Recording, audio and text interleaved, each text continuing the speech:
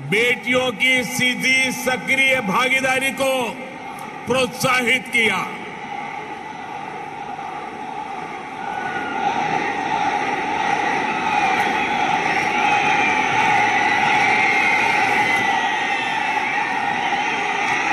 आपके प्यार के लिए मैं आपका अभिनंदन करता हूं, धन्यवाद करता हूं।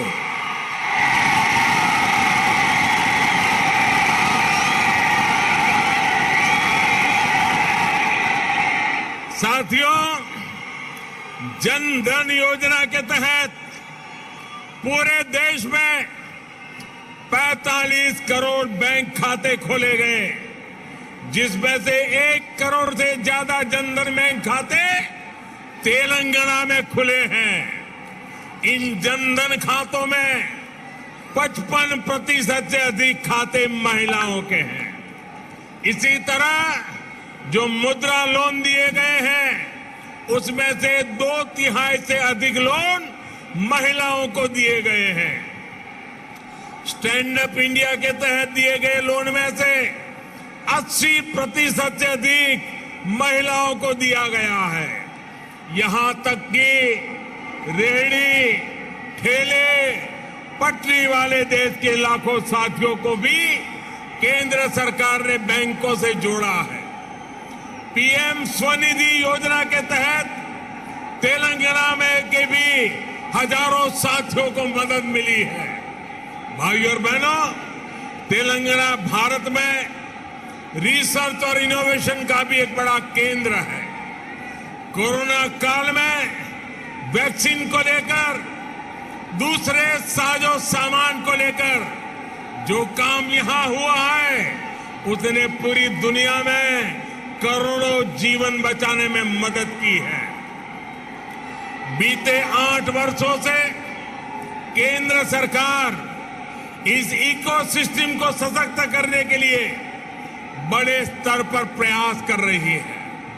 हैदराबाद में आधुनिक साइंस सिटी बनाने के लिए भी भाजपा सरकार गंभीर प्रयास कर रही है। कुछ समय पहले national animal resource facility for biomedical research जैसा आधुनिक रिसर्च सेंटर हैदराबाद में तैयार हो चुका है। साथियों, भाजपा सरकार सिर्फ टेक्नोलॉजी और इनोवेशन के प्रोजेक्ट ही नहीं बना रही, बल्कि गरीब और ग्रामीण परिवारों के बेटे बेटियों के प्रतिभा को भी प्रोत्साहन दे रही है।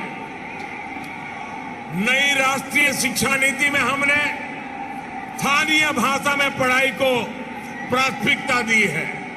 अब आप ही बताइए, जब तेलुगु में टेक्नोलॉजी और मेडिकल की पढ़ाई होगी, तो तेलंगाना के गांवों की गरीब परिवार के माताओं के सपने सच हो करके रहेंगे कि नहीं रहेंगे।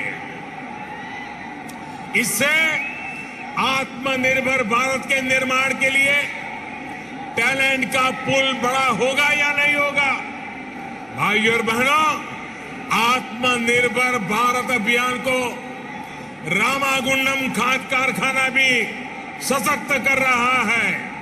आप सभी ये जानते हैं कि बीते दशकों में देश के जो अनेक खाद कारखाने बंद हुए थे, उनमें से ये भी एक था। 2015 में हमने इसको फिर से चालू करने के लिए काम शुरू किया। लगभग 6,500 करोड़ रुपए का निवेश किया। अब यहां फर्टिलाइजर का उत्पादन शुरू हो चुका है। बहुत जल्द इसको भी राष्ट्र के लिए समर्पित कर दिया जाएगा। ये तेलंगाना के किसानों के लिए, भारत के किसानों के लिए कितनी बड़ी सुविधा है, इसका आप अंदाज लगा सकते हैं। इससे खाद पर हमारी विदेशी निर्भरता कम हो जाएगी। भाइयों और बहनों, हमारा निरंतर प्रयास है कि तेलंगाना के किसानों का जीवन आसान हो, उनको अपनी उपज का अधिक से अधिक लाभ मिले। तेलंगाना में पानी से जुड़े लगभग 35,000 करोड़ रुपए से अधिक के 5 बड़े प्रोजेक्ट पर केंद्र सरकार काम कर रही है। बीते 6 सालों में केंद्र सरकार ने तेलंगाना के धान किसानों से लगभग 1 लाख करोड़ रुपए का धान खरीदा है। धान किसानों को लागत का 1.5 गुना पैसा भी दिया है। इस बार भी धान की एमएसपी में 80 रुपये की वृद्धि कर उसे 2,000 रुपये प्रति क्विंटल से ज्यादा कर दिया गया है। भाइयों और बहनों, खेती हो या उद्योग, हर सेक्टर के विकास के लिए आधुनिक इंफ्रास्ट्रक्चर बहुत आवश्यक है। तेलंगाना का गांव हो या शहर, आधुनिक कनेक्टिविटी इंफ्रास्ट्रक्चर के लिए भाजपा के नेतृत्व वाली केंद्र सरकार अभूतपूर्व काम कर रही है। हैदराबाद में यातायात और सुगम बनाने के लिए केंद्र सरकार 1500 करोड़ रुपए की लागत से 4 और 6 लेन के कई फ्लाईओवर और एलिवेटेड कॉरिडोर बना रही है। इस हाईटेक सिटी में जाम की परेशानी कम करने के लिए केंद्र सरकार 350 किलोमीटर परिधि की रीजनल रिंग रोड भी बनाने जा रही है। भाइयों और बहनों, हमारा प्रयास है कि तेलंगाना के कोने कोने तक बेहतरीन कनेक्टिविटी पहुंचे। पिछले 8 वर्षों में तेलंगाना में नेशनल हाईवे की लंबाई 2 गुनी हो चुकी है।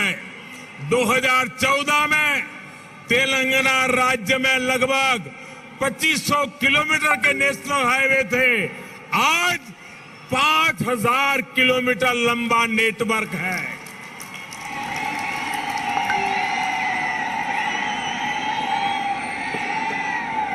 शहर ही नहीं, गांवों को भी नेशनल हाईवे से जोड़ते हुए 2700 किलोमीटर से अधिक की सड़कें बनाई जा चुकी हैं।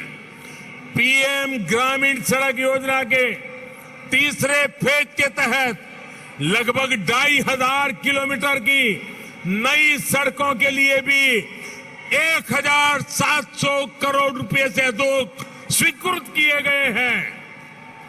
इसी प्रकार रेलवे में भी बीते 8 वर्षों में तेलंगाना के लिए 31,000 करोड़ रुपए से अधिक के प्रोजेक्ट स्वीकृत किए गए हैं।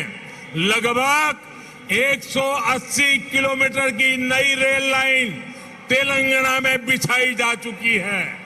साथियों, आत्मनिर्भरता की बात आती है तो मैंने हमेशा 5 की बात की है।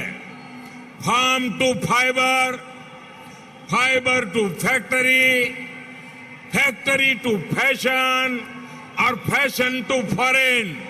ये बात मैं कह रहा हूं।